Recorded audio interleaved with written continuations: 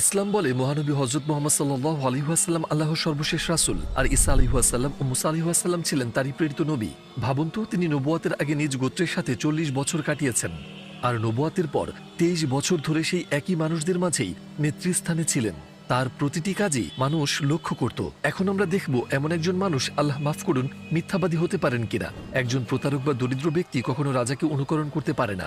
অল্প সময়ই তার সব আচরণ প্রকাশ করে দেবে সে যে একজন ভণ্ড।